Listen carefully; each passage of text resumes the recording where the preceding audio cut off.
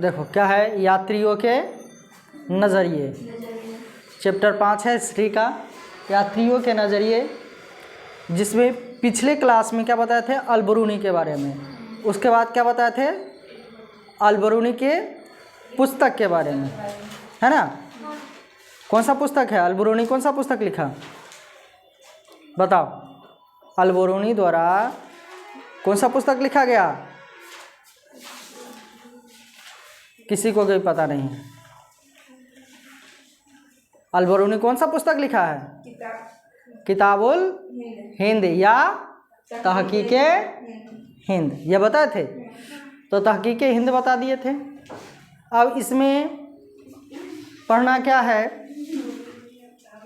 यात्रियों के नज़रिए से। तो जो कि दूसरा यात्री है इब्न बतूता, कौन है, इब्न बतूता। इब्न बतूता का पूरा नाम अब्दुल्ला मोहम्मद इब्न बतूता था। इब्न बतूता का पूरा नाम अब्दुल्ला मोहम्मद इब्न बतूता था।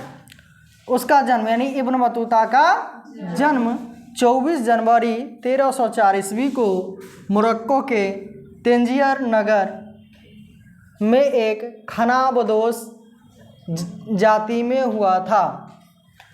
पूछ दिया जाए इब्न बतूता का जन्म कब हुआ था, तो 24 जनवरी 1304 ईस्वी को।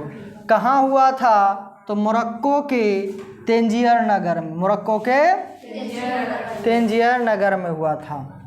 और यह जो है किस जाति का था, तो खनाबदोस जाति का था। कौन सी जाति का, खनाबदोस जाति का था। खनाबदोस का मतलब होता है घुमक्कर। खनाबदोस का मतलब क्या होता है, घुमक्कर, घूमने वाला। खनाबदोस जाति का था। यह अफ्रीका का एक प्रसिद्ध यात्री था। पूछ दिया जाए कि अफ्रीका का प्रसिद्ध यात्री कौन था, अफ्रीका का प्रसिद्ध यात्री कौन था, इब्न बतूता। इब्न बतूता उसने अपने 73 वर्ष के जीवन काल में लगभग 77,640 मील की लंबी यात्रा तय की थी। कितना यात्रा किया था पूरे जीवन काल में, अपने 73 वर्ष का जीवन जिया, उसमें 77,640 मील यात्रा किया था। और यह जो है अपने उस समय यानी जब ये जिस काल में था, उस काल के सभी मुस्लिम देशों का यात्रा किया था। जितने भी मुस्लिम देश था ना, उन सभी का यात्रा किया था। साथ ही साथ उसने श्रीलंका, सुमात्रा, चीन आदि देशों का भ्रमण किया था। ध्यान दो, कहा जा रहा है कि वो अपने जीवन में जिस समय वो घूम रहा था, तो उस समय जितना भी मुस्लिम देश था, उस सभी की यात्रा की थी। साथ ही साथ श्रीलंका, सुमात्रा, चीन जैसे हिंदू देश का भी यात्रा किया था।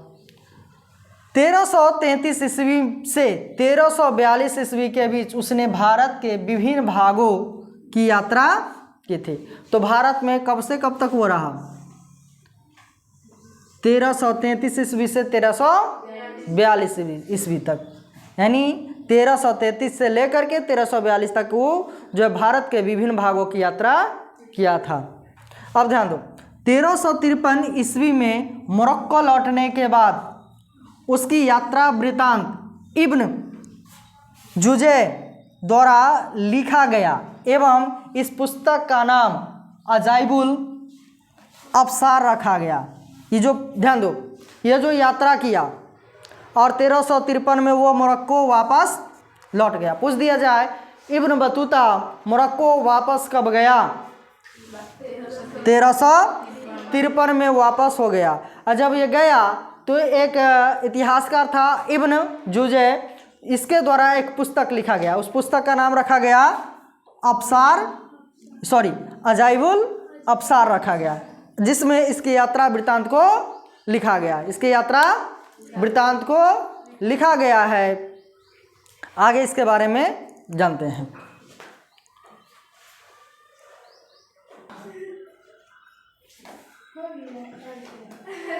देखो,